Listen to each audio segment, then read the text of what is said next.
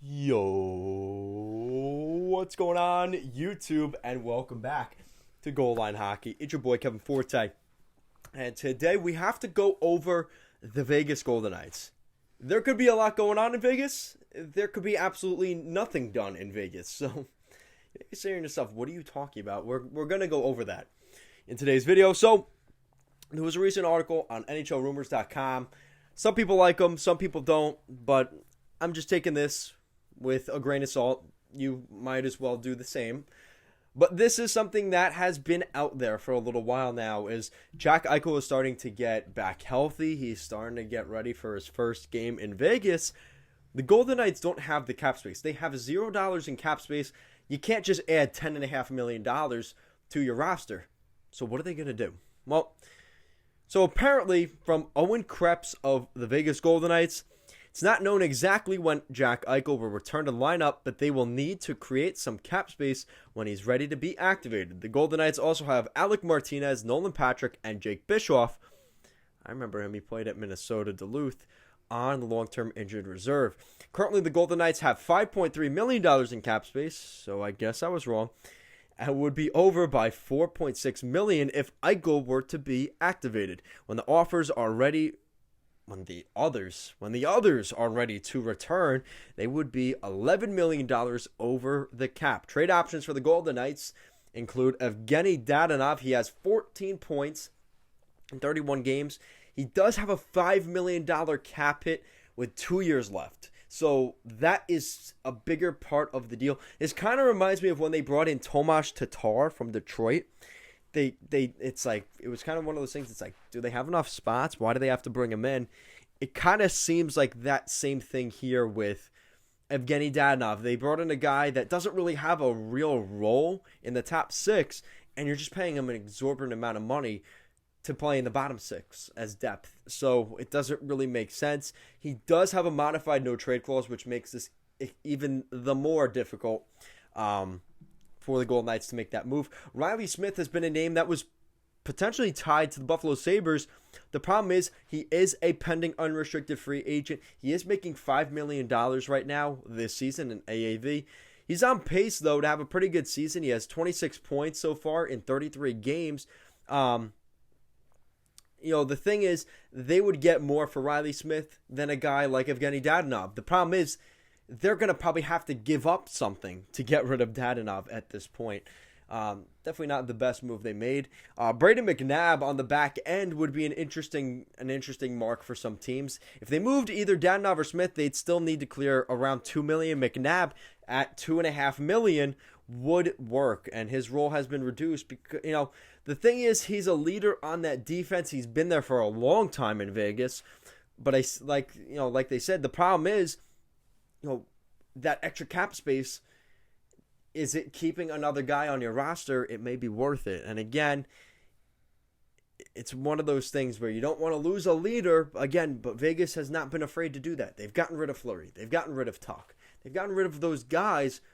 So who's to say, Braden McNabb is just another guy in that long list of names that are gone from Vegas. Matthias Janmark, a guy they just picked up this spring from the Blackhawks. He has missed some time with COVID and injuries. He has 3 goals in 28 games. He is on the final year of his deal, so he'll be a pending UFA this summer, summer of 2022, and he's making $2 million on the AAV. There's other questions here about what else they could do in order to circumvent the cap. I know fans love this conversation because we've seen most recently Nikita Kucherov of the Tampa Bay Lightning. The Tampa Bay Lightning were well over the salary cap last year, but Nikita Kucherov was injured during the regular season, which meant he couldn't play during the season. Yet, just so happens that all of a sudden, the week that the playoffs start, Nikita Kucherov is fully ready to go, and he had a great first round, and he was playing like he never missed a beat, right?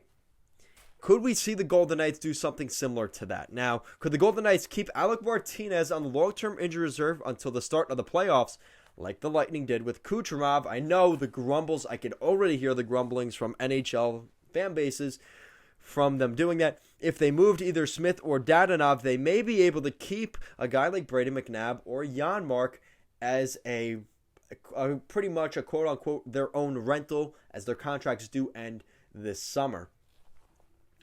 So I thought that was interesting. And the thing is with Vegas, they're not, again, because they know that they could do that, they could say to it, the thing is the team will say, well, why are we going to help you out?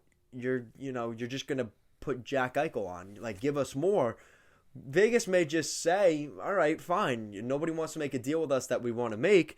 We're just going to keep everybody and keep Martinez on the LTIR till the end of the season, and then that's it. They may have to do that because some teams will kind of call their bluff and say, all right, put him on keep him on LTIR then, and that's it, and just leave it at that. So, that is also part of the conversation. You also wonder if teams will say, instead of making a deal with Vegas, why don't you make a deal with us, the Anaheim Ducks, right?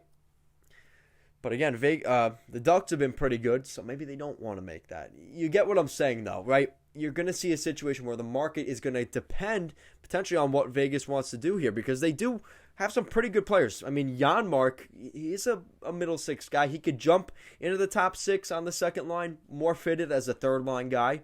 Again, at $2 million, that's not terrible. McNabb, really a third pairing defenseman at this point, but again, a good defenseman for a team that's trying to go on a deep playoff run. A big guy that's not fun to play against.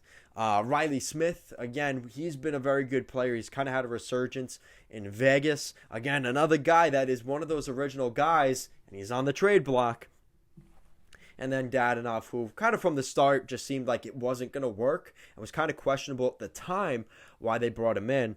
I think that's something we're going to see here in this situation. But with that said, like I said, the Golden Knights have the leverage here because they'll put on Jack Eichel and leave Martinez on LTIR and call it a day.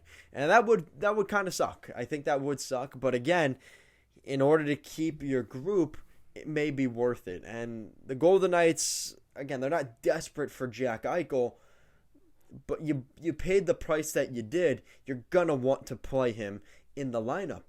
And I think for the Golden Knights, the key thing of that trade, they traded Peyton Krebs. I know Golden Knights fans really liked him, but they kept Nick Hague. I think keeping Nick Hague away from the Buffalo Sabres in that trade was a huge win. And it gives you the flexibility here where you can move a guy like Brady McNabb, where if Martinez doesn't play a game for the rest of the regular season, it doesn't hurt as much because you have Nick Hague, who is a really solid top four defenseman and really diversifies what they could do with that lineup, especially in their current situation.